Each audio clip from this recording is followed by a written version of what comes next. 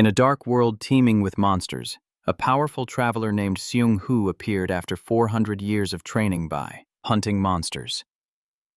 He finally found the Demon King and smashed him to a pulp. Now it was time for his reward. The radiant goddess Gaia appeared, but her face instantly paled when she saw Siung Hu's death glare she had given the other heroes. Special abilities and strong companions, but I got absolutely nothing. Do you want me to cut you down? It was only then that the goddess realized she had summoned an actual Demon King by mistake. How terrifying. When it came to choosing his reward, Siung Hu thought long and hard. He recalled the long days of having to eat monster meat. The taste was horrific and bitter, and he slammed his sword straight into the ground. Every day he dreamed of returning to Earth to open a special restaurant, thinking only I had to taste that terrible food. Would be too unfair. Right, I need to share this with everyone. It's true that hurt people want to hurt other people. Speaking of the situation on Earth, things were incredibly tense as monsters were overrunning the cities. All of them were in the sights of a hero squad led by Captain Song Baek. Strangely, there were far too many monsters today, appearing, and they even seemed panicked and scared as if being chased by some other beast. But anyway, it was time to clock out. Even though Song Baek was a powerful hunter ranked in the top 100, he still got hungry, so he decided to eat, and there was his target. The solution to his empty stomach was a newly opened restaurant that looked pretty clean. He planned on taking out the owner if the food was garbage. But little did he know he was stepping into the devil's den inside the restaurant Siung Hu was cleaning up for the grand opening. Next week, he was wondering if he needed to buy anything else. He seemed very happy with his current life. It was just so satisfying. Suddenly, with a loud crash, Siung Hu turned to see the blockhead Song Baek breaking down the door, looking all arrogant, and sat down to order food. Siung Hu was pissed, but looking closely at this Song Baek guy, he suddenly realized that this dude was so hungry his brain had shriveled up. Siung Hu felt the young man before him was truly pitiful. Just then, Song Baek became furious when he saw Siung Hu looking at him with pity. He slammed the table and declared he was a member of the front lines because, seeing how pathetic Song Baek was, Siung Hu decided to cook something for him to eat, taking a piece of meat from the refrigerator. From a red dragon, he began to prepare it with incredible skill. Drizzling a little soy sauce on top was all it needed. As he was cooking, a roar suddenly erupted from the piece of meat, startling Song Baek, who was sitting and waiting. The dish was finally complete. Siung Hu brought it out for Song Baek to taste. Seeing Siung Hu's little fire show was also pretty cool. Song Baek had a few words of praise for him. The dish looked very appealing, preparing to dig in. Song Baek thought this dish had a lot of potential. Song Baek tried to cut the meat with his knife, but couldn't. He looked pitifully at Siung Hu, who then looked back at Song Baek. With immense pity, he couldn't even cut a single piece of meat. He recalled the past when he fought this very dragon, the leader of the Red Dragon clan, and also the personal guard of the final boss. Even Siung Hu had to struggle to defeat it. Siung Hu gently cut the meat into pieces with ease, leaving him utterly shocked. How could that be, even though he had tried his best to remain calm? He smiled and put a piece in his mouth, even saying it was going to be delicious. Song Baek thought the dish was terrible. But Siung Hu believed that an excellent dish is one for survival, for increasing strength, not something that's supposed to be freaking delicious. Delicious, okay. Song Baek held the piece of meat in his mouth for a moment, then swallowed it whole. Something was wrong with him. Suddenly, Song Baek collapsed onto the floor and passed out. An hour later, Song Baek woke up to see Si Hu in front of him. He angrily lunged forward, trying to kick Si Hu in the head. Si Hu effortlessly blocked it with one hand, sighing, "How is this Song Baek guy still so weak after eating dragon meat? This is so boring." Pissed off that this pig called him weak, Song Baek backed up to get a running start for his punch. But just as he charged, Si Hu gently flicked Song Baek's forehead, sending the young man flying 10 meters away. He landed in a heap on the ground. At that moment, Si Hu pulled out his iPhone 15 Pro Max to check what the heck this frontline was that the guy kept mentioning. Si Hu discovered that the young man before him was actually one of the 100 strongest hunters on Earth. Actually, this guy was at the bottom of the rankings, about to be kicked off. He thought to himself, this planet is beyond saving. Afterwards, Songbek came to and got on his knees apologizing to Siung Hu for his disrespectful attitude. Siung Hu didn't really care. To a being like Siung Hu, Songbek was nothing more than an ant. Siung Hu wanted to save the earth but didn't want to get his own hands dirty. So he decided to train Songbek to do it for him, a classic start to an underdog to op manhwa. Songbek, however, didn't seem too keen on Siung Hu. He was about to refuse, but seeing this display of power, who would dare, Siung Hu started rambling, lecturing Songbek about life and everything. It was so much that his ears were about to bleed, and he wished he could just punch his new master in the mouth. Siung Hu began talking about the value and importance of food. At this point, Songbek stood up and talked back to his master. "You call that food? You're a murderer, not a chef." He had just triggered the main character's pride. Siung Hu forced Songbek to eat the entire plate of dragon meat as a lesson on not wasting food. Songbek was stunned into silence, then he started crying and begging Siung Hu desperately. Not waiting for Songbek to do anything, Siung Hu just shoved the entire plate of food into his mouth to speed things up. Once again, Songbek fell unconscious. Worried that when Songbek woke up, he might ask to see his girl or something, Siung Hu decided to help him digest what he had just eaten. "This is all for the safety of this planet," Siung Hu said grimly. At this moment, Songbek's four-eyed secretary was at the headquarters, worried because she hadn't been able to contact him for 2 days. The four-eyed girl called someone else to help her find Songbek. This young man was Juman. They both reasoned that the strongest person in Area A couldn't possibly be kidnapped or held captive. Songbek must have had a reason to disappear. The boss raid was only 1 day away, a critical event in this game system manhwa world. They were both very worried about Songbek's whereabouts, so Juman decided to go look for him. Juman began to use his skill, water-breathing 11th form. He finally located that guy Songbek, and so Juman arrived at the location. This warrior's restaurant hadn't even opened yet. Juman was curious about what the heck Songbek was doing here. Seeing the door was locked, Juman called a locksmith named Kai-an to open it for him. Juman immediately snuck inside. His actions were detected by Siung Hu. Suddenly, Siung Hu appeared right behind Juman before he could even realize it, like a true, overpowered MC Academy graduate. Meanwhile, in the basement, Songbek was doing hard labor when he suddenly saw someone arrive. Seeing Juman, Songbek was overjoyed. Finally, someone had come to rescue him from this place. Just as Songbek asked where the exit was, Juman walked over and picked up Songbek's pickaxe. Yep, these two were hopeless. In the dark of night, 2 young men were digging with all their might. 2 comrades who had been through life and death, the strongest and second strongest in Area A, were now being held captive by a restaurant owner. Juman was absolutely furious, wanting to smack Songbek for provoking a monster of that caliber. He was also completely exhausted from the forced labor. They both carried heavy responsibilities, and the real boss was about to spawn. If they were stuck here, it would be a disaster. Juman decided to get Songbek to go apologize to Siung Hu and ask to be let go. It was because Juman could sense the energy radiating from Siung Hu, an energy so pure it was unnatural. Just as Juman predicted, Siung Hu agreed to release them. But Siung Hu thought it wouldn't be right to let guests leave with an empty stomach. He decided to cook them a hearty meal first. Songbek, on the other hand, was absolutely terrified. Siung Hu then asked them if they wanted a delicious meal or a disgusting one. Songbek didn't hesitate for a second, naturally picking the delicious option. Juman, however, was more cautious. After thinking it over, he decided to try the disgusting dish. Watching the way Siung Hu cooked, Juman had to admit, the guy's skills were on another level, like he graduated from some overpowered MC Academy.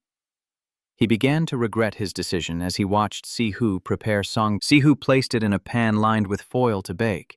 He then turned and asked Juman if he could eat things like kidney or liver. It turned out Juman had stomach issues, which Songbek immediately started teasing him about. Because of it, Juman could only fight for about 5 minutes before gassing out. Siung Hu wanted to prepare a dish specifically suited to Juman's condition. After a little while, everything was ready. Songbek's eyes widened at the sight of his meal. He took one bite and felt like he had ascended to heaven. It was so delicious it brought tears to his eyes. Now it was Juman's turn, and he felt a little uneasy. It was hard to stay calm looking at the bowl of porridge in front of him. It was a bowl of galaxy green porridge that looked incredibly dangerous. Songbek wondered if Siung Hu had put something sketchy in it. Why was its color so weird? Siung Hu, however, insisted that it would be very tasty. After observing it carefully, Juman realized the dish was made from healing elixirs. Feeling a bit more relieved, he tried a spoonful. His face immediately turned green. It tasted absolutely terrible, but he could feel his strength being restored like a buff from a game system manhwa. Juman just shut his eyes, pinched his nose, and forced it down. After 30 minutes of feasting, Songbek was as happy as a clam. He turned to his friend only to find Juman sitting there completely stunned. The damage to his stomach had been completely healed as if reversed by a time travel magic system. It had been a long time since Juman had felt this comfortable. He simply stood up, bowed his head, and thanked Siung Hu with the utmost sincerity. Songbek was clueless and didn't understand what was so mysterious about their interaction. Oh well.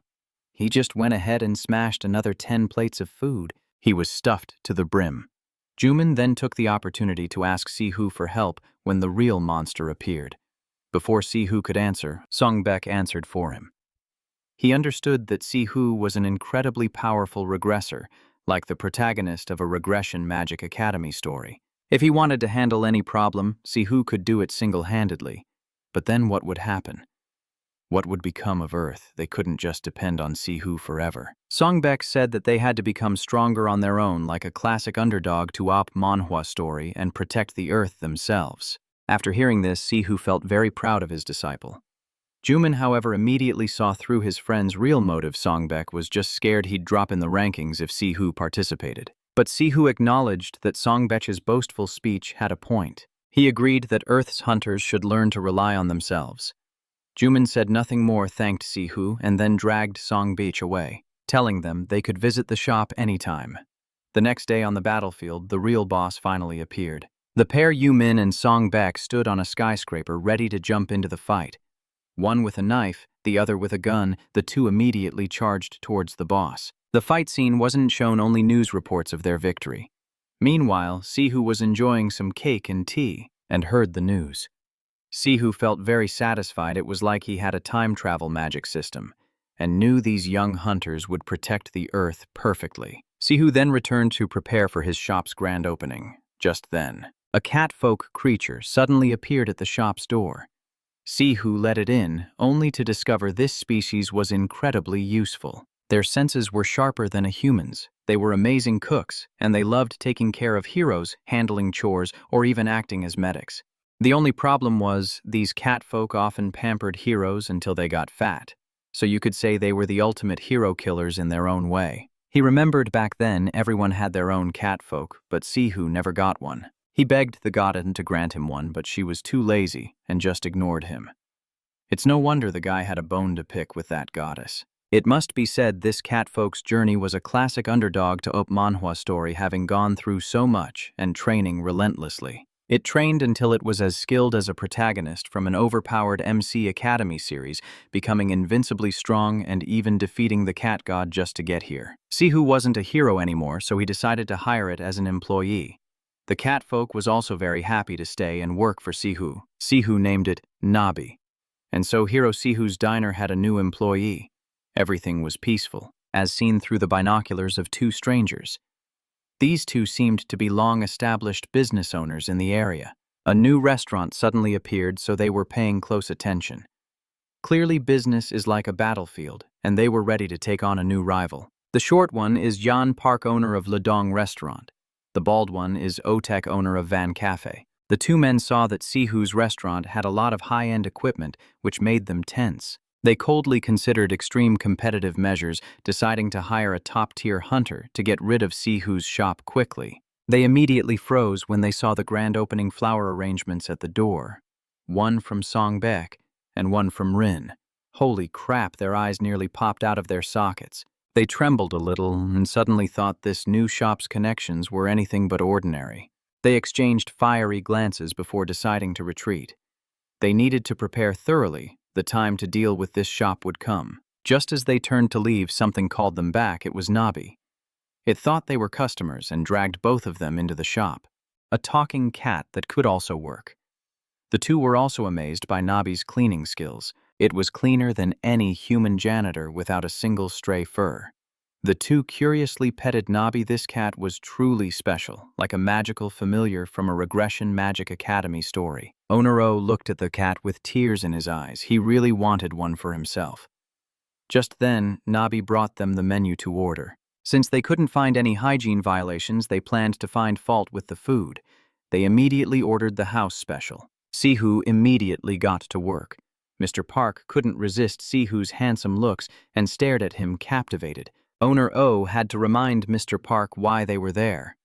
Mr. Park snapped out of it and observed Sihu. He couldn't find a single flaw from his cooking technique to his expression. It was like watching a master with a game system, manhwa interface. Everything was too perfect. Nabi brought out the food. He served them one spoonful, then two, and the pair just kept digging in. After finishing, they had to admit it.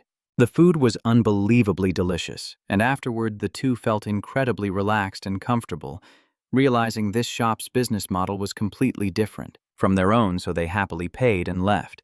After the two departed, Nabi returned to the counter and saw Sihu was reading something. It turned out he had a blacklist of recent competitors, and the names of the two who just left were on it. He had won them over with a simple squid stir-fry. Nabi had to praise him for being truly brilliant. From the start, Sihu had decided how. His restaurant would operate without encroaching on any other businesses, proving he was a truly considerate and fair person. Remembering the past. On the battlefield even back then, Sihu never wanted to harm others. His whole underdog to op manhwa journey was just about wanting something to eat after. Long days of fighting and starvation. Back in the present, Yumin had just finished the kimchi stew Sihu cooked, and it was truly different from the previous meal. Yumin finally understood how amazing the food at Sihu's place was, and from that day on, he started calling Sihu Master. Yumin sipped his coffee and sighed in contentment, saying how peaceful and wonderful it was there. He then reminded his master that an official would inspect the restaurant every weekend. They could serve customers, but they had to guarantee that nothing they served would cause any harm to anyone. And it seemed the upcoming official was also a returnee, a graduate from a prestigious Regression Magic Academy, no less.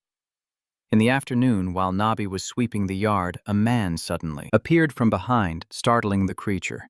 The man was middle-aged, dressed in simple clothes, and had silver hair, white. Nabi was furious and wanted to whack the guy with its broom for startling it. The middle-aged man immediately apologized. It appeared he was familiar with Nabi's species, suggesting he might have been a hero in the past. Nabi knew that at this hour. Sihu was watching a movie and bothering him would be a huge hassle, so it offered to cook for the middle-aged man itself. The man instantly agreed. It was a no-brainer. Anyone familiar with Nabi's species knew they were master chefs. The dish the middle-aged man requested was kimchi stew, which was a bit beyond Nabi's abilities, as it had only just arrived in this world. It knew all sorts of dishes fit for a hero, but kimchi was not one of them. Nabi was a bit flustered, but decided to give it a shot anyway. Besides, a cooking cat looks adorable. It prepped the ingredients, stir-frying and simmering everything, and even added an onion, but this onion was a bit strange. The final product was ready, but it looked more like kimchi porridge than stew. Nabi was completely dejected, but the middle-aged man was very respectful of Nabi's dish. Just then Sihu came out and realized the man was also a returnee, not from an overpowered Mech Academy, but a much harsher world, just like himself, one of the people who had been to another world. Looking at the man's gaunt face, Sihu thought to himself that this man must have suffered immensely in the past. Sihu immediately offered to cook a new meal for him because he understood that fellow returnees deserved to be treated with kindness. Sihu got to work while Nabi watched him from a corner, full of admiration. Sihu happily called Nabi over, offering to teach it how to cook properly. Nabi was ecstatic to finally learn the way to make kimchi stew. When the dish was served, the middle-aged man took a bite, and the taste of home was so overwhelming he couldn't hold back his tears. Even though he'd been back on Earth for some time, this was the first time he'd tasted kimchi so delicious. The middle-aged man hadn't actually wanted to return. It was more like he was exiled from the world of Terra, a place that operated like a brutal game system manhwa. Wife and a creature just like Nabi waiting for him. At this point, the man broke down crying, leaving Sihu in a slightly awkward position. He immediately offered to send the man back to Terra, and without any hesitation, the man nodded in agreement. Sihu snapped his fingers, instantly sending the middle-aged man through a portal to Terra. Nabi asked if Sihu wasn't afraid of the goddess, but Sihu just thought to himself, "If that goddess gives me any trouble, I'll deal with her myself." Nabi was about to take the kimchi porridge away, but Sihu was suddenly reminded of his time in the death arena. Back then, he had a friend named Joe, a kind-hearted warrior who had gone out of his way to find kimchi soup for him. In that world, the best they could make was kimchi porridge, just like Nabi's. Thinking back, if he hadn't interacted with kind-hearted people like Sihu, might have just become a mindless killing machine. The weather was beautiful this morning. Sihu and Nabi cheerfully headed to the market, eating hot dogs and enjoying the familiar sights. Suddenly, Nabi spotted a giant clam and wanted to buy it. Sihu examined it with curiosity. The clam was not only massive, but also looked ancient. Realizing this was no ordinary shellfish, he decided to buy it. The shop owner warned him that the clam was only good for decoration, since there was no known way to open it. Sihu bought it anyway, along with a mackerel. When she learned that Sihu ran a restaurant, the owner enthusiastically picked out the freshest ingredients for him. After getting the clam back to his restaurant, he decided to try and open it. For an ordinary person, opening this clam would be practically impossible. But for an overpowered MC Academy protagonist like Sihu, it was a different story. With one hand on the top shelf, he took a deep breath and easily pried it open. Inside was the clam meat, which was even larger than a serving platter. Seeing this, Sihu's first thought was sashimi, so he immediately grabbed a knife to slice off a piece. The sheer amount of meat was overwhelming. They could eat sashimi for a year and still not finish it all. He then had a new idea to make a North American-style clam chowder. But, most importantly, the most crucial part of this clam was its poison sac. Consuming it normally would result in instant death. But if it only brought you to the brink of death, you would acquire a poison resistance skill like a buff from a game system manhwa. As he said this, he was already plotting how to cook it for Songbeish and Dumin. Miles away on a mission, Songbeish suddenly felt a chill run down his spine. Just as he was about to get to work, Dumin showed up. After a brief greeting, Dumin looked skeptically at the giant clam Sihu was carving up, wondering if something like that was even edible. Sihu was a little surprised. "You can actually find these in the river." Sihu excitedly asked Dumin for more details. Dumin explained that there had been a lot of strange occurrences near the riverbank lately, most notably the appearance of a rift. It was a sign that a spatial gate, the kind you'd read about in a time-travel magic system story, was about to open. Meanwhile, a plate of clam sashimi was ready. Each slice of clam was so thin you could see right through it, leaving Dumin in complete awe of his master's skill. As Sihu got more soy sauce for Dumin, he pondered the rift, based on his past experience from his regression. A rift like that usually signaled the arrival of beings who tear through space-time itself. And with giant clams appearing in the river, he knew of one race that loved giant clams, the Duyen tribe. They were incredibly arrogant and violent, with power levels reaching up to 90. Meanwhile, under a bridge, Songbeish was grumpily lying in a sleeping bag, annoyed because it was supposed to be his day off. Next to him, his secretary shot him a look of pure contempt. "Still complaining about a mission on your day off? If you can't handle it, just quit already." In Songbaek's mind, this wasn't the glorious life he imagined. It felt more like the beginning of an underdog to OP manhwa, where he was stuck doing grunt work. Being on the front lines was supposed to be about epic battles that everyone could livestream, not doing what felt more and more like glorified paperwork. Annoyed, she told him he should quit being a hunter and just become an all-talk tough guy. Their argument went nowhere, so they just stopped talking to each other. Suddenly, an anomaly occurred at the rift, and everyone immediately got into a combat-ready stance. The power emanating from the rift was so immense, it broke the gate's ranking device, meaning it could be an S rank or even higher. Seeing this, the secretary's face immediately went pale. She imagined the most horrific scenario about to befall the city. In contrast to the secretary, Songbeish remained remarkably calm. He knew someone had to contain this rift. He decided he would go inside to assess the situation.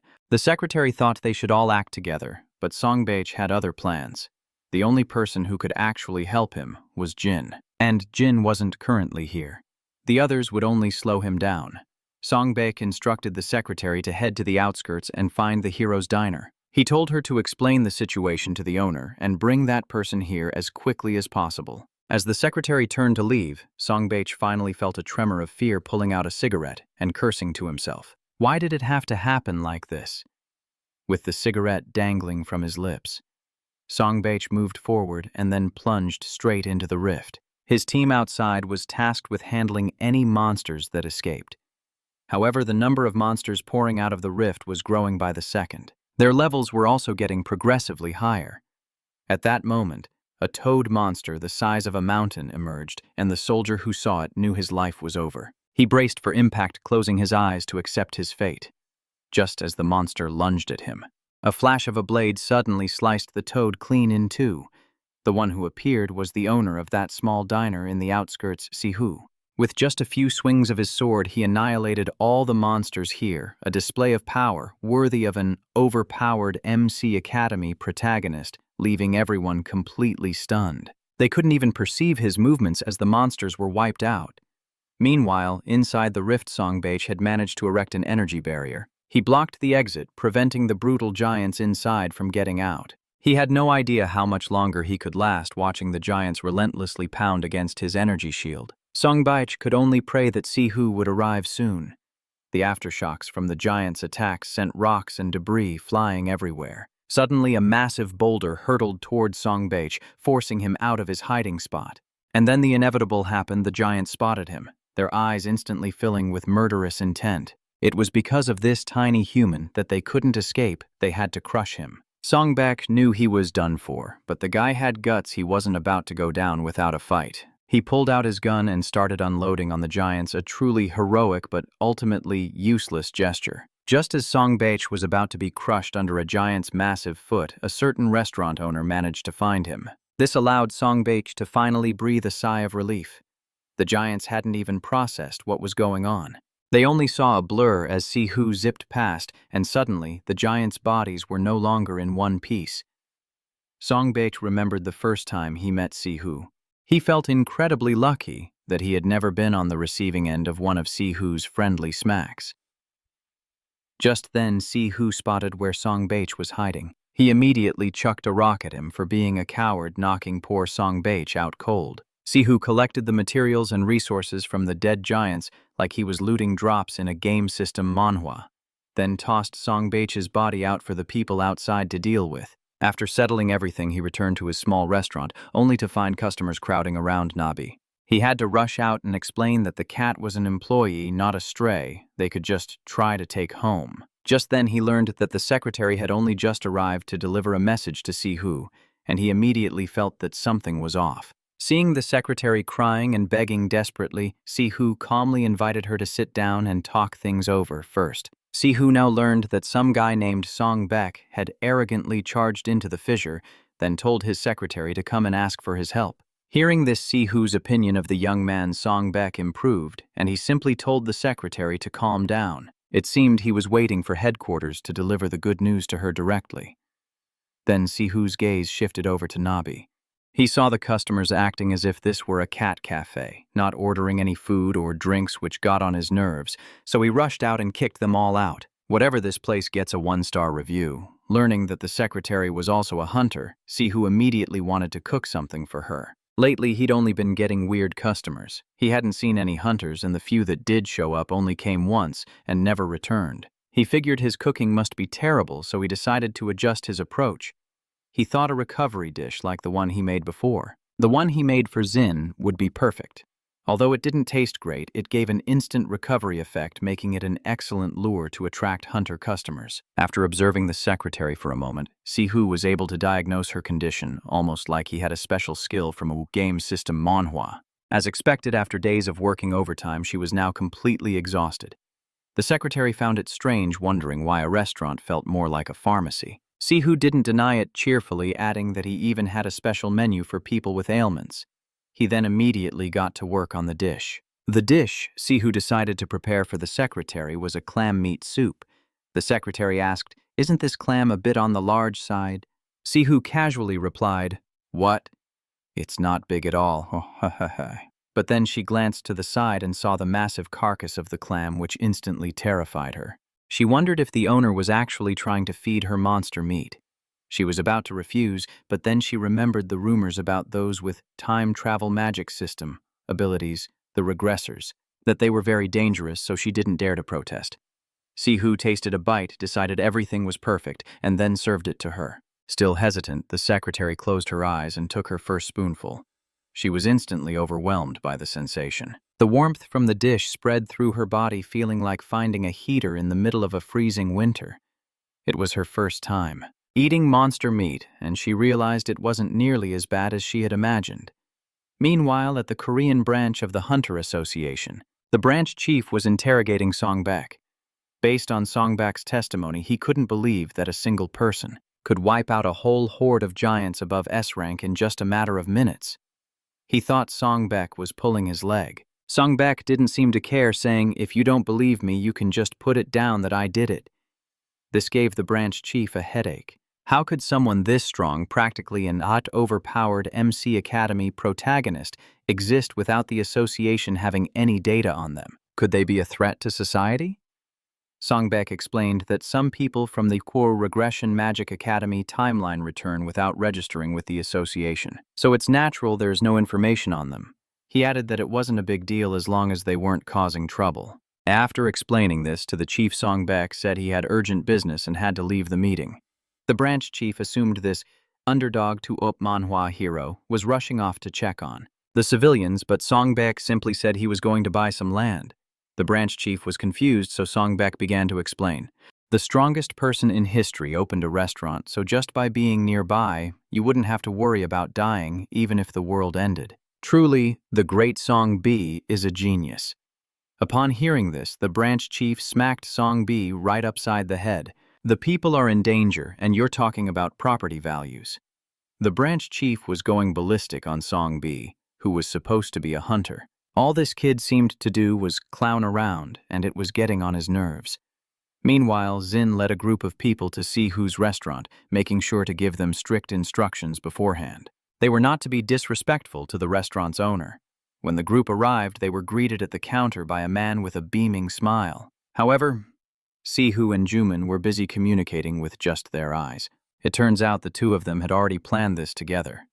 By now, everyone had taken a seat and started chatting amongst themselves.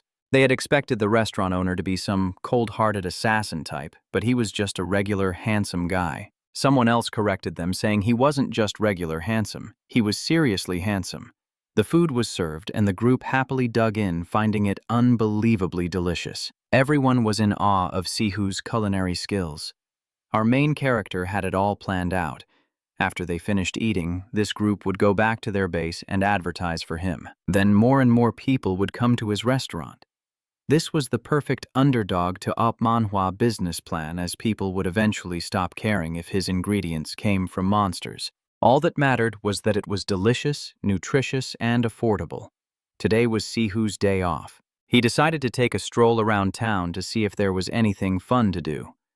Ultimately, Sihu decided to watch a movie, but just as he was about to enter the theater, he suddenly noticed a flea market nearby. He glanced over and saw Nabi there, deciding he would check it out after the movie. Nabi was also wandering around at the time and stopped to stare at a strange-looking but delicious-smelling snack, but oh my goodness. Nabi's gaze happened to meet that of a little girl. Remembering her mother's advice on how to make friends, the little girl immediately put it into practice. She bought a skewer for Nabi, the very one it had been staring at so intently. When the little girl offered it, Nabi flatly refused, saying it doesn't take food from strangers, so the girl suggested, "Then let's be friends first and then you can eat it." And just like that, Nabi started eating. What a plot twist. So much for not eating food from strangers. But after one bite, Nabi got worried. Unlike items from a game system, manhwa food made by humans doesn't provide any special effects, and eating too much would just turn it into a... The little girl explained that eating the right amount would help it grow big and smart. At that moment, Nabi finally felt at ease and enjoyed the skewer, after which the two of them went off to find more food together.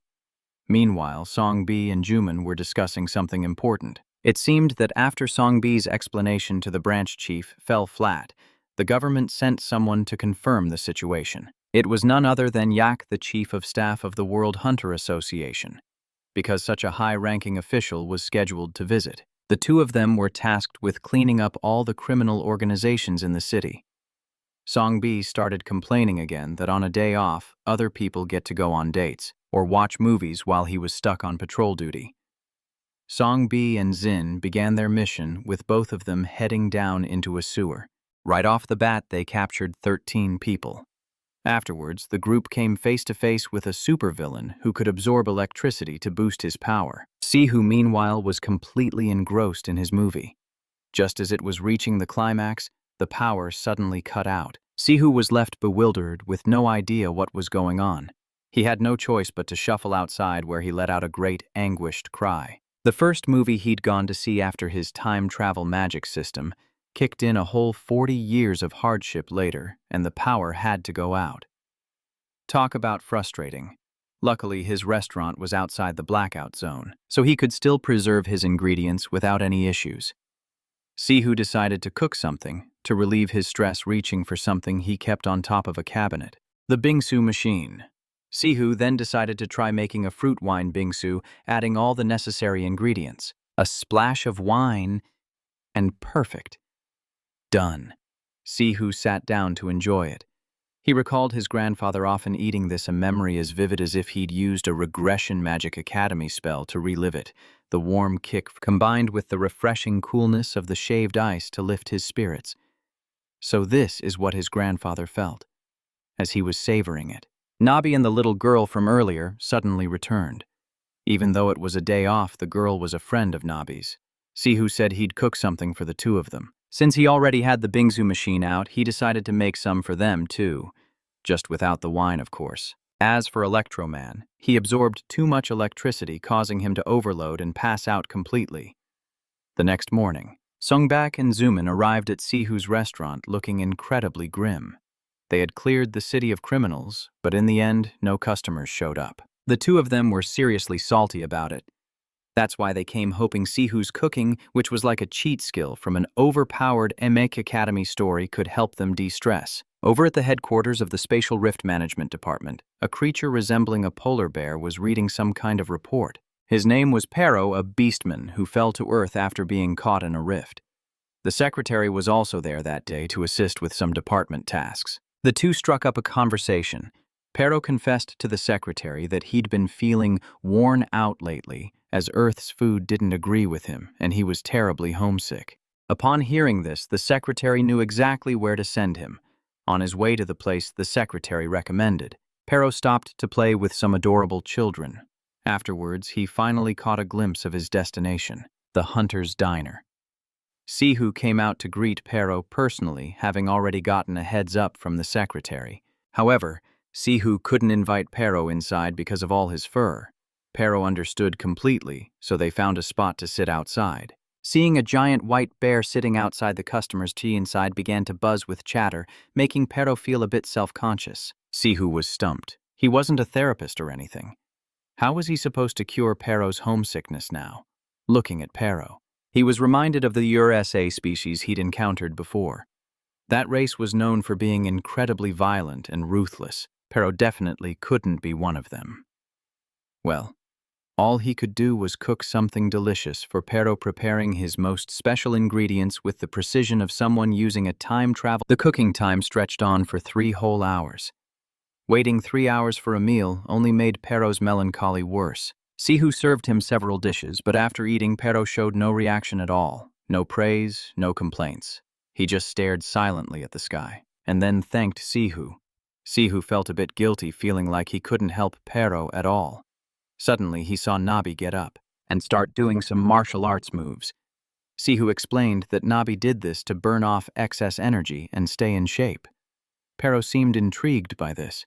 Besides, Pero had spent the last 3 years just doing desk work and reading, so Siung Hu suggested he get a little exercise. After all, Pero was a beastman, and a beastman who doesn't stay active can easily get sick with what Siung Hu called the weakness disease, he said, pointing at Pero's soft belly.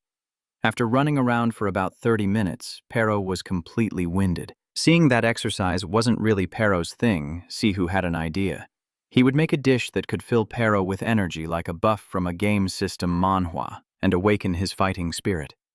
He might be lazy about exercise, but Pero's eyes lit up at the sight of the delicious dish Siung Hu had just prepared. He devoured the entire plate in one go. Siung Hu eagerly watched to see the effects of his creation. Suddenly, Pero began to change in an unexpected way. His eyes turned bloodshot, his entire body radiated a murderous aura, and he roared like a savage beast, a dark twist on the classic underdog to op manhwa transformation. Then he rushed forward to attack the dummy Siung Hu had prepared, and in a flash Pero tore it to shreds. Siung Hu was very satisfied with this and told Nabi to prepare more dummies for Pero. The next day Pero called in sick and didn't come to work. At this point Siung Hu confirmed Pero was indeed from the Uruk warrior tribe, so everything would be fine. He just needed some rest to recover. The secretary thanked Siung Hu for helping her subordinate, but she immediately regretted it when she saw Siung Hu open the fridge. The next day, in a classic overpowered MC Academy moment, Siung Hu accidentally broke his knife while chopping some vegetables. He immediately checked his inventory, which functioned like a game system manhwa interface, to see if he had another usable knife.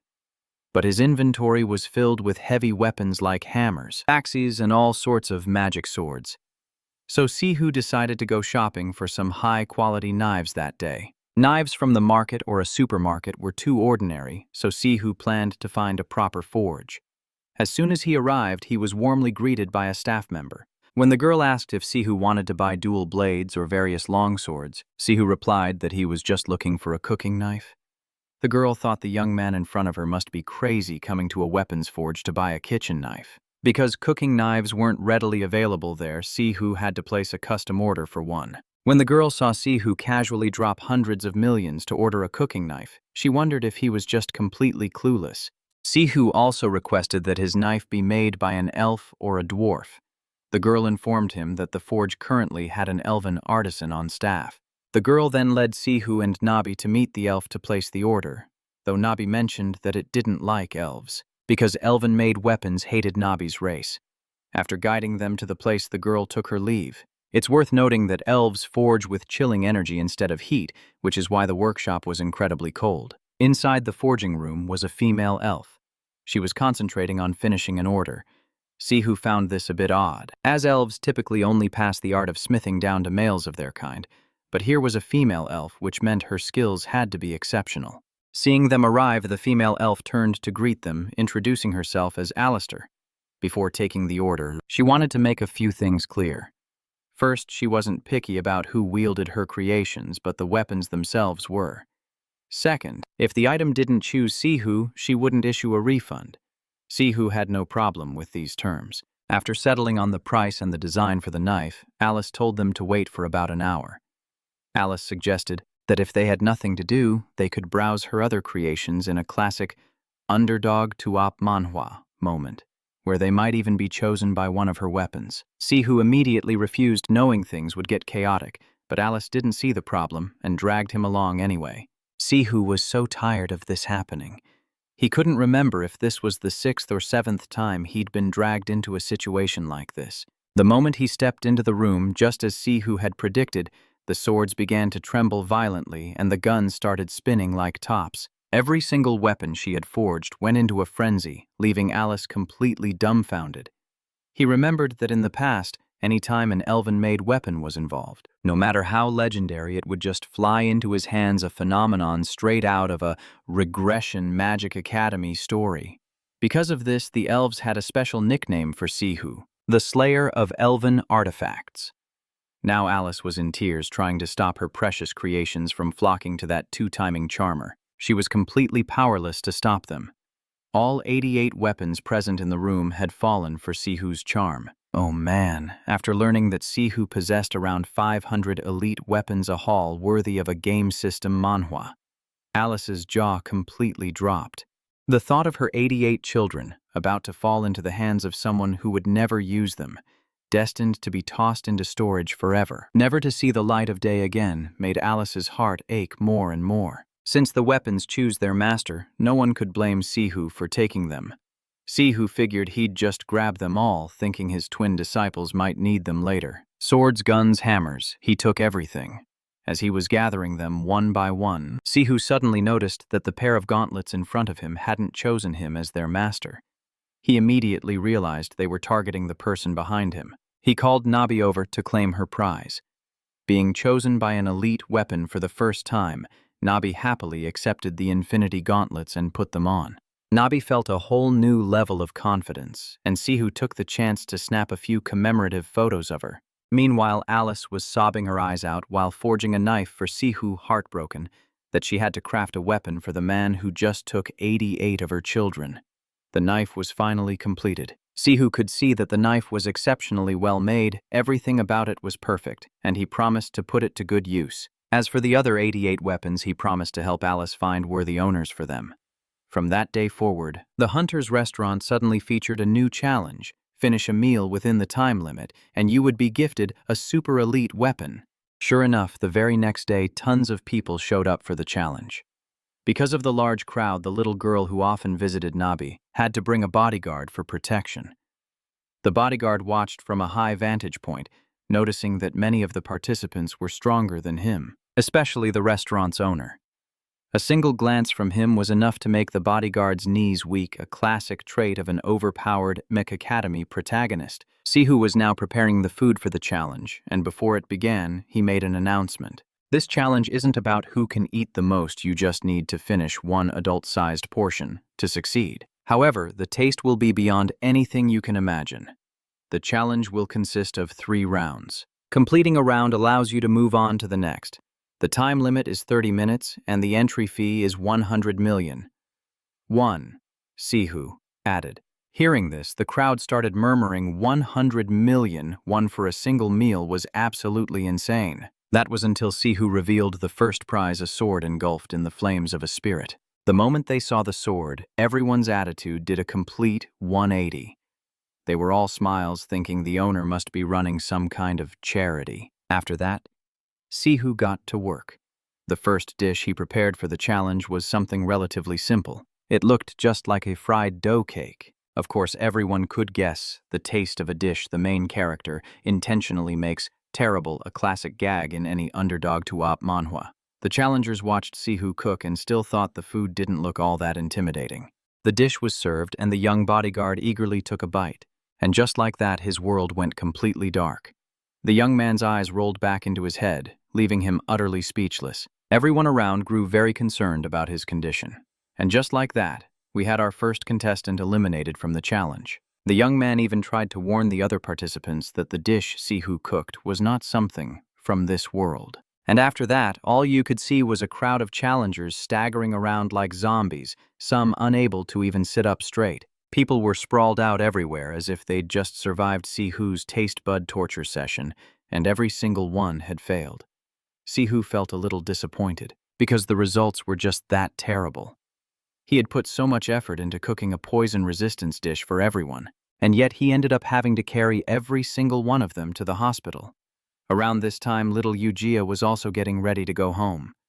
The bodyguard agreed to stick around for another 30 minutes with the little girl. While waiting, he found himself. He asked Siung Hu if he could take on the challenge. Siung Hu, of course, welcomed everyone. He immediately prepared a portion of the poison resistance cake for the bodyguard. This bodyguard was certainly different. He wasn't participating for the weapon reward, but because he wanted to increase his own poison resistance, which made sense since he was a bodyguard. The ability to resist poison was extremely important for him. Despite trying his best to stay calm, he put a piece in his mouth with a smile. He even said he would enjoy it, but in the end, the guy was no exception. Just the first bite made his face contort. He then thought that cutting it into smaller pieces might make it easier, and sure enough, things improved a bit. He conquered the dish little by little, and in the end, he succeeded, a true underdog to op manhwa moment for his stats. He cleaned the entire plate. Siung Hu and everyone there praised the bodyguard for his effort. In the end, the bodyguard not only gained poison resistance, but also received a new weapon from Siung Hu. It looked like a belt, but could instantly transform into a suit of armor when needed. It was a perfect fit for his profession as a bodyguard. While the bodyguard and Siung Hu were still talking, Yuja and Nabi had already dozed off. The bodyguard had no choice but to carry his little master home on his back. On the second day of the challenge, about 15 more people came to participate. These people were all very well prepared, wearing thermal jackets and all sorts of gear. They even brought super spicy chili sauce, chugging entire bottles to numb their taste buds, hoping these methods would help them pass the challenge. The whole group was fired up to challenge Siung Hu's terrible dish, but things didn't look much better. Well, they managed to last a little longer, but it was still no use. Siung Hu raked in another pile of cash today. It was raining outside, and Yuja came to visit again today. Since Siung Hu was busy carrying those other guys to the hospital, Yuja just made herself at home and played with Nabi. At a nearby coffee shop, 2 old geezers saw that Siung Hu's restaurant was selling a terrible dish for a whopping 100 million.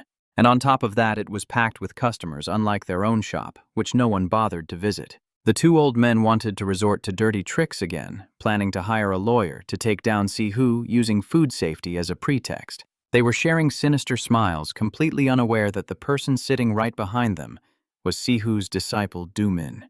He had been sitting there the whole time and had overheard their entire plot. He simply walked over, grabbed the 2 despicable old men by the head, and scared the crap out of them with a few threatening words. Having dealt with the potential threat to his master a few days later at Siung Hu's restaurant, the secretary was present.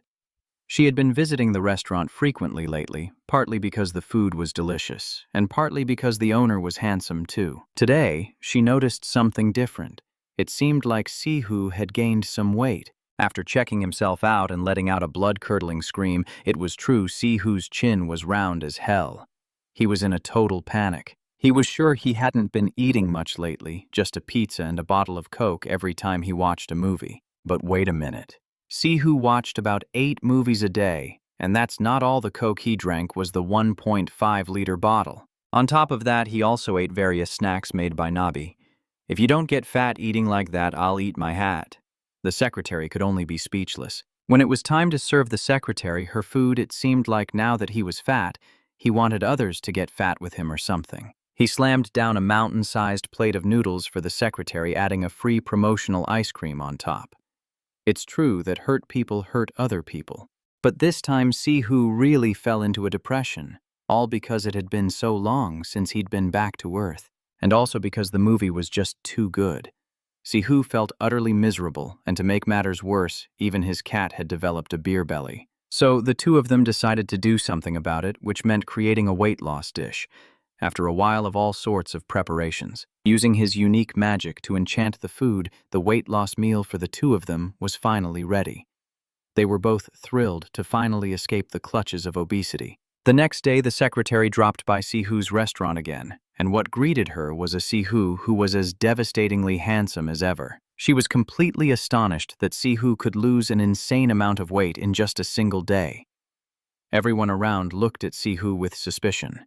They all wanted to get their hands on Siung Hu's weight loss secret, and it made sense since obesity is the chronic curse of modern society. Obesity rates have been skyrocketing in recent years, so they recognized the miracle Siung Hu had just performed. They were ready to fork over cash on the spot for the weight loss secret Siung Hu was holding. Siung Hu wanted to sell it too, but he could only reluctantly reply that his weight loss dish was specifically for hunters, and if a normal person ate it, they would drop dead on the spot. After hearing this, everyone became dejected, thinking Siung Hu just didn't want to help them. The dish's mechanics were straight out of a game system manhwa. It would destroy and then regenerate muscles and nerves, so if a normal person ate it, they'd either die or be left on death's door. Siung Hu still advised everyone that it was better to just eat a balanced diet and get some exercise. But the secretary wasn't willing to give up that easily. Seeing her determination, Siung Hu showed her the classic underdog to op manhwa path forward, which was to slowly consume other types of strength-enhancing foods first. She had to gradually get stronger before she could handle that meal. But Siung Hu was confused. The secretary already had a perfect figure, so why did she even need to lose weight? At this, the secretary finally snapped and gave Siung Hu a piece of her mind. It's because I have to starve myself. It's because I'm dead tired but still have to force myself to exercise. That's why I want that weight loss food so badly. I want to eat 8 pizzas a day and binge watch shows just like you. So she decided she would start with the challenge of Siung Hu's awful tasting dishes. This woman wanted to have her cake and eat it too, but 100 million was just too much. Since she was only paying for the food itself, Siung Hu decided he had to make it taste absolutely terrible. However, the other people couldn't follow the secretary's path. They were truly ordinary people, so their only option was to exercise and manage their diet. Seeing the two of them looking so dejected, Siung Hu had Nabi guide them through a VIP pro-level warrior workout, hoping it would help them out somehow. The truth is, our boy was afraid that if people got fat, they'd stop eating at his restaurant. What a schemer. Everyone then went outside and started flailing around wildly with Nabi. The next day, Juman also arrived at the restaurant to begin the challenge, and Siung Hu figured it was about time for Juman to graduate just like a top student from an overpowered MC academy. Juman's transformation was the definition of an underdog to op manhwa glow-up, going from a scrawny, gaunt young man into a radiant, handsome god. Seeing how smoothly things were going, Siung Hu was quite pleased. He asked about Songbek, and Duin explained that Songbek seemed to be suffering from some serious trauma. Lately, he's just been staying home to rest and drink. Hearing this, Siung Hu fell into deep thought for a moment. He probably already had a plan to help the young man. Now it was time for Duin's trial to begin, and as the first dish was served, Jin looked pretty confident. After all, he was already used to Siung Hu's terrible cooking. Sure enough, the portrait of the second winner was none other than Z. The weapon Zumi received was a Karumbit dagger. When thrown, it could hit a target and release a jolt of electricity before instantly returning to its owner. While Zumi was collecting his well-deserved reward somewhere in an apartment complex, a young man was completely wasted. He was lying in bed, chugging bottle after bottle. It was Songbek, drowning his sorrows after being kicked off the front lines. Songbek desperately wanted to be a regressor like Siung Hu, a master of the time travel magic. He yearned for that same immense power. Just then, Siung Hu showed up. Hearing Songbek's drunken ramblings, Siung Hu knew exactly how to help him get what he wanted. Siung Hu transported Songbek to another dimension, preparing to send the young man to the world of Terra, the same place Siung Hu had been sent to before. Before sending him off, Siung Hu carefully warned Songbek that personal strength is what matters most. Things like skills and weapons are useless against a higher-level enemy. And with that, Siung Hu tossed Songbek straight into Terra to experience it firsthand. At that moment, Songbek didn't know whether to laugh or cry. 1 month in Terra was equivalent to just 1 day on Earth. Besides, Siung Hu had already set Songbek up with everything he needed. Language translation and even a level-up panel, just like in a game system. He also gave him various skills and the ability to teleport to Siung Hu's location in a life-or-death situation. All those preparations could definitely save Songbek's skin a few times. After a month in Terra, things seemed to be going pretty well for him. Today, he decided he'd take a break. The quest for the day was just awful. He headed to a tavern with his new friend Kud. It was only after coming here and tasting the local food that he realized how amazing Siung Hu's cooking actually was. As he was struggling to choke down a piece of awful meat, Songbek suddenly got a notification that his body was severely malnourished. He needed to consume grade 4 food within 1 week. Songbek was stunned. This was the first time he'd ever received a notification, or more accurately, a quest from a god. He asked his friend for more information. He learned that usually only those chosen by the gods to come to Terra receive divine quests. With such quests, they could level up more easily, a classic underdog to op mon. But Songbek was just thrown into Terra by some old geezer. So why was he suddenly getting a divine quest now? His friend didn't know much more and suggested that Songbek go to the temple himself to find out. After arriving at the temple, Songbek learned that the corner of his quest window bore the seal of a god. However, the temple manager couldn't identify his patron god because this particular deity held 3 different titles. The first was the sword god, the second was the god of victory, and the third was the god of gluttony. Hearing that last one, everyone can probably guess who it is. Meanwhile, in the pantheon, Siung Hu was admiring the titles he had earned in his past life. When a person reaches level 99, they become a god, and at level 199, they unlock a divine title. At this level, 100, Oh, yeah. 99. Siung Hu achieved the divine title of Sword God at level 200, and after defeating the great Demon King, he unlocked the title of Victory, but it was the third divine title, the god of bizarre food that Siung Hu couldn't quite figure out. He only vaguely knew that by having others consume strange dishes, he could still level up a classic feature in any one game system, manhwa. Just then, Siung Hu received a notification that Song B had completed. However, Siung Hu forgot to reduce the reward for Song B's latest quest. Seeing Song B receive an A-rank sword, Siung Hu immediately revoked it. Song B cursed, wondering what kind of stingy god he was stuck with. As a result, Song B had to endure what the people of Terra called divine punishment. After much hardship, Song B finally managed to complete the mission. On Earth, Song B was a protector, but in Terra, he was a common thief. Knowing he stood no chance against the ice goblins, he blended in with the people of Terra. Then he used invisibility to steal the ice tribe's most prized item, a grade 4 foodstuff. He thought he'd easily score an A-rank sword, but he never expected to run into such a reckless god.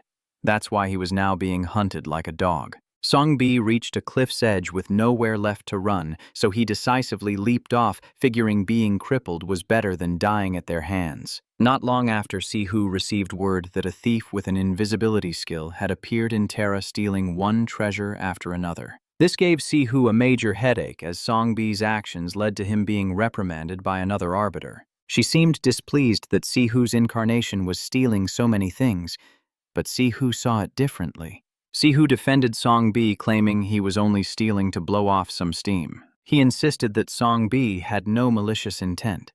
Even when the arbiter used her eye of truth to observe Song B, it confirmed he truly had no evil intentions. She had no further grounds to reprimand Siung Hu and left in a huff. Meanwhile, Siung Hu knew that Song B was only stealing from the wealthy nobles. The very same nobles who were nowhere to be found when Siung Hu fought a life-or-death battle against the Demon King, even though they were hoarding countless treasures. Besides, Song B still consistently sent offerings to Siung Hu from his loot. The old master even planned to give Song B a new mission to infiltrate the king's palace and steal his treasure. What a schemer.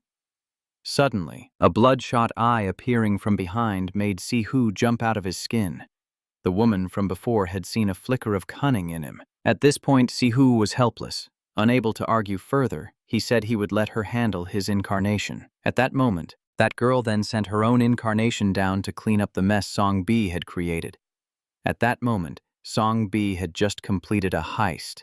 He was on a rooftop wondering if he should pull a few more jobs when bam, in a flash, he woke up back in Siung Hu's restaurant. All he could remember was someone slicing his neck, a person known as the Executioner. Only one night had passed on Earth, but in Terra it had been 6 months. A time dilation effect common in stories with a time travel magic system. Song B checked his level. He had jumped from level 28 to 43 overnight. He was ecstatic, bowing his head repeatedly to thank his god of bizarre food. Song B even planned to build a statue for his god and erect a temple upon returning to the front lines. Siung Hu heard all of this from behind the locker, and it was making his ears ring. Soon after, Song B was able to return to his position on the front lines. Furthermore, he climbed to rank 92 with his newfound power, a true Maya underdog to op manhwa transformation. This reassured Siung Hu even more. His student was no longer in despair. After settling the issue with Songbek, Siung Hu decided to take the day off. He happened to see a TV ad for a new fishing spot, so after leaving Nabi and LG to play at home, Siung Hu closed up shop and headed straight there. Siung Hu noticed the fishing lake was more deserted than he expected, and on top of that, you needed a hunter's license just to get in. When Siung Hu asked why, he learned that a spatial rift had recently appeared at the bottom of the lake, and monsters could emerge at any time. That's why only hunters were allowed to fish here. This wasn't an issue for Siung Hu, who even took a moment to clean up some trash before starting. He wanted everything to be perfect for his day of relaxation, remembering how his father used to take him fishing. His father had been a firefighter, and his one and only hobby was fishing. So now he wanted to carry on his father's hobby, and he figured that the rift would degrade the water quality. This meant the fish quality would also be poor, making them perfect ingredients for his monstrous cuisine. On his very first cast, Siung Hu already had a catch.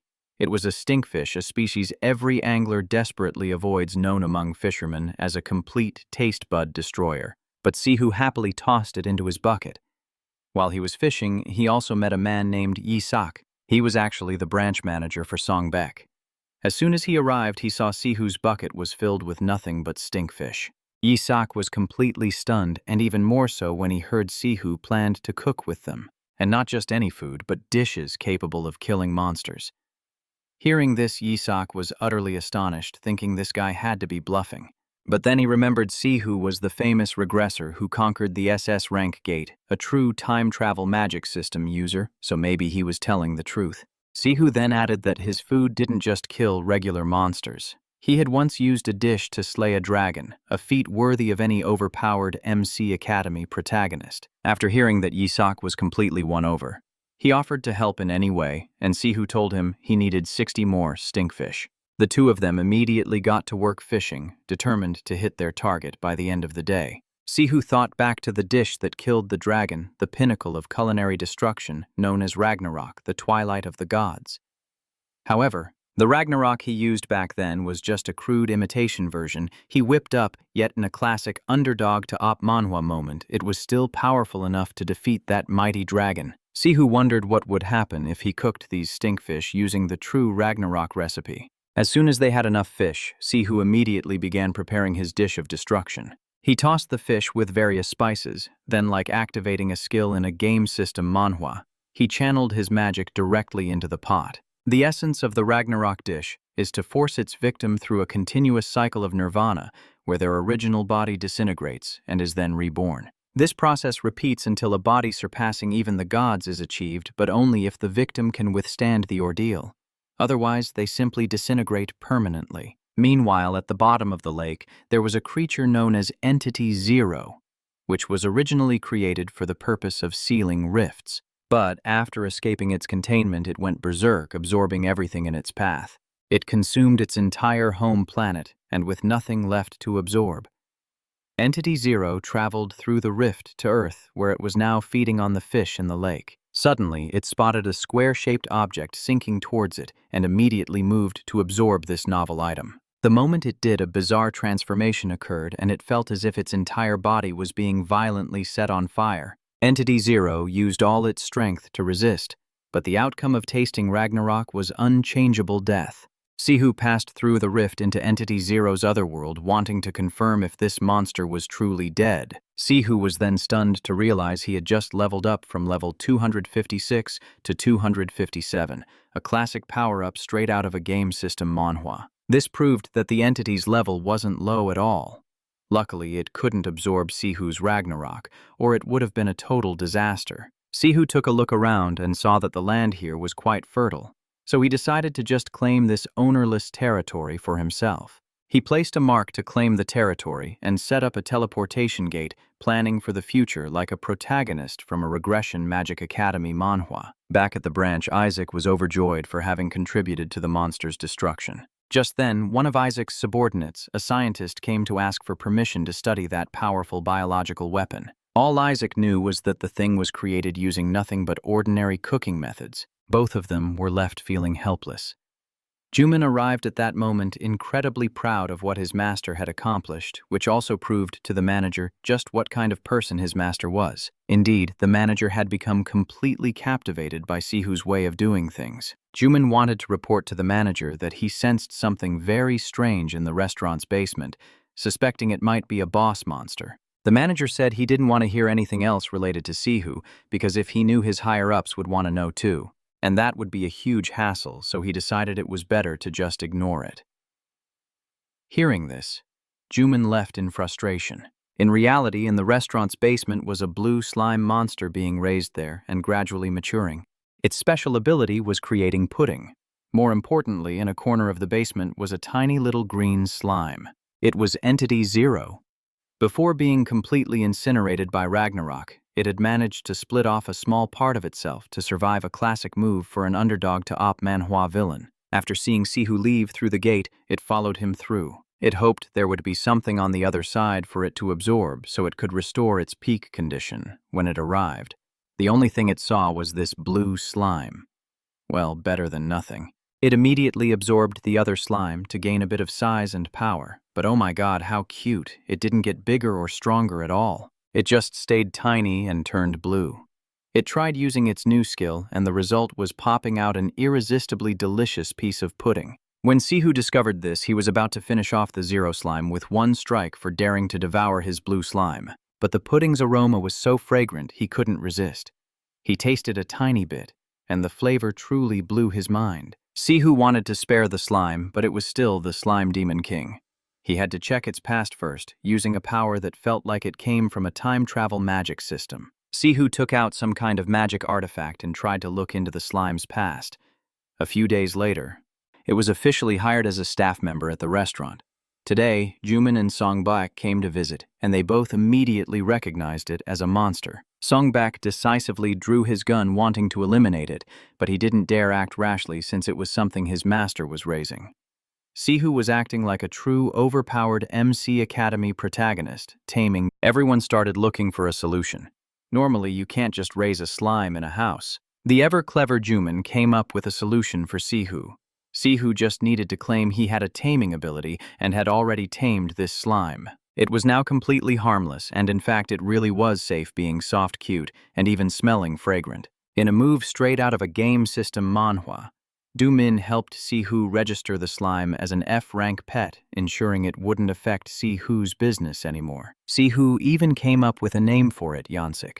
What followed was a relentless hazing of Yansik by Siung Hu, who was run ragged serving customers. It felt incredibly wronged. Yansik worked through its tears, vowing that one day it would recover its true strength and make Siung Hu pay a promise worthy of a protagonist from a regression. The next day, the fishing spot was declared safe again, and at that moment, branch manager Isaac and the owner were sharing a meal. Isaac said that the old man's fishing spot would receive a grant to help restore it to its former condition more easily. The old man was overjoyed to hear this, truly grateful that Siung Hu had resolved everything for them. Back at the branch, Isaac learned that the higher-ups were preparing to send an elite support force. He didn't know if they were coming to help or to pick a fight with Siung Hu. This gave Isaac a massive headache. You don't just provoke a being like Siung Hu, who might as well be the dean of an overpowered MC Academy. He was also speculating on how the people in charge even knew about Siung Hu, wondering if they had planted a spy in Siung Hu's restaurant.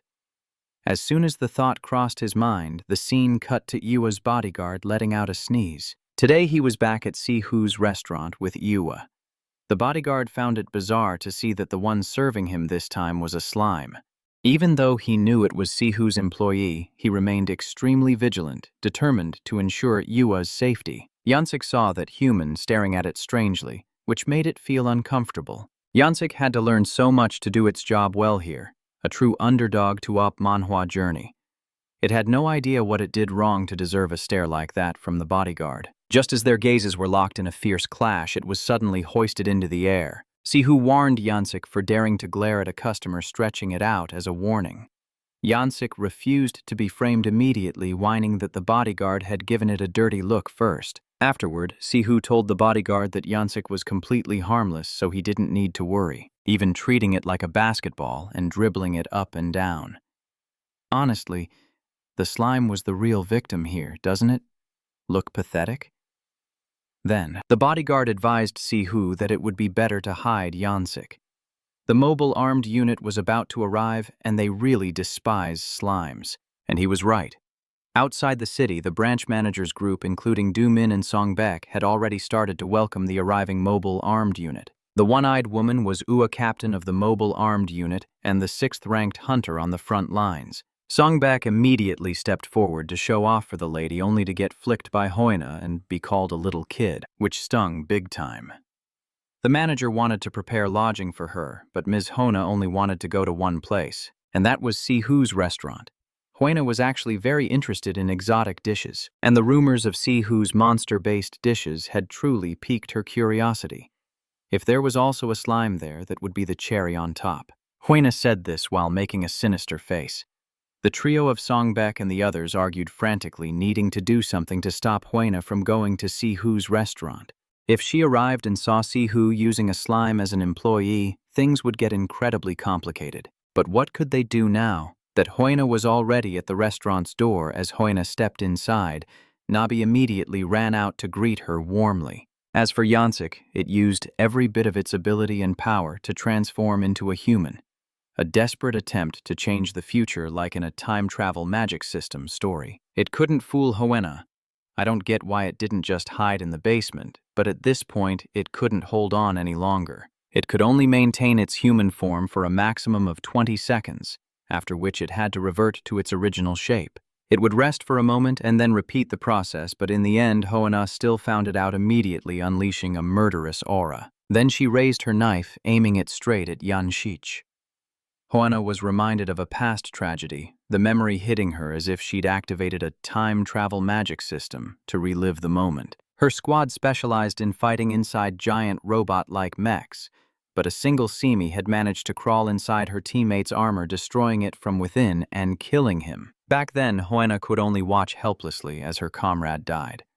Ever since that day, she has harbored a deep hatred for the Simi, haunted by the trauma like a protagonist in a regression magic academy story, forced to relive their. Sihu then threatened Hoena in a low voice, telling her that the knife in her hand was for slicing pork cutlets, not for use as a weapon. Sihu understood Hoena had a backstory, but so did Yanshich, whose own history is the perfect setup for an underdog to op manhwa, long ago on a planet frequently attacked by monsters.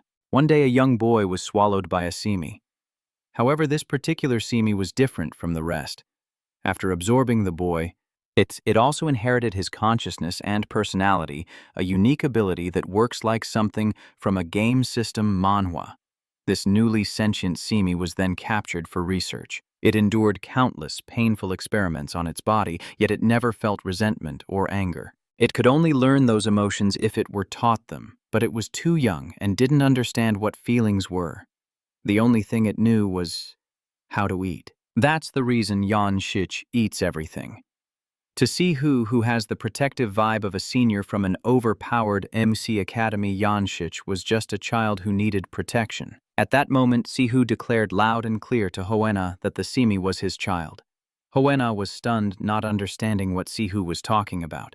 In reality, Yanshich had been properly tamed and registered, so Hoena had no legitimate reason to kill it. After arguing for a while to no avail, Hoena realized she had acted a bit rashly. She then sincerely apologized to Sihu for what happened. Sihu said he would forgive her if she agreed to cover the bill for everyone at the restaurant that day. So Hoena reluctantly agreed, and just like that, the matter was settled. Later that night, as Sihu and Nabi were talking about the day's events, and how much Yanshich had struggled, it overheard everything from outside the door. Thinking about how Sihu had declared it, his child made Yanshich feel truly happy. The three of them had a peaceful sleep together, and that's where we'll end this recap. I hope you guys will support me with a like and a share to motivate me to create more awesome recaps. L.